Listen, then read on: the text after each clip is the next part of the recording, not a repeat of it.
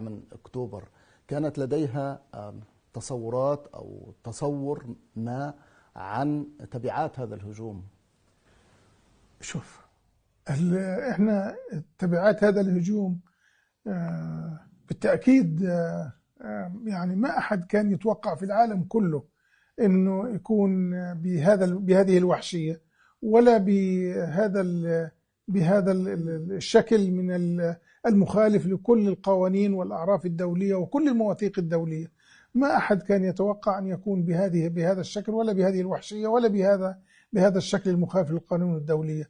لأنه في النهاية أنت بتقاتل مقاومة، بتقاتل جنود وليست طائرات ودبابات تقاتل مدنيين. ولو كنتم توقعتم، لو كنتم تخيلتم هذه التبعات، ما أحد كان يتوقع أن تتوجه كل القوى الغربية، أمريكا وبريطانيا، حرب عالمية على مدنيين. ما أحد كان يتوقع هذا. يعني هل تتوقع أنه في أحد في الدنيا بما فيه أي طرف من الأطراف يتوقع أنه يكون هناك حرب عالمية، بمعنى أمريكا وألمانيا وبريطانيا وفرنسا وإيطاليا وإسبانيا كلهم يشحذوا جيوشهم وتتحمل أكبر حاملتي طائرات لأمريكا إلى البحر المتوسط تقف لتقاتل حركة؟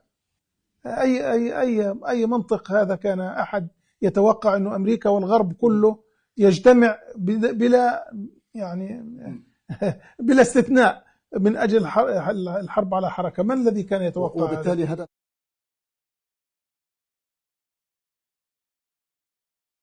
هل الكتائب يعني هذه حينما قامت بما قامت به في 7 من أكتوبر كانت لديها تصورات أو تصور ما عن تبعات هذا الهجوم؟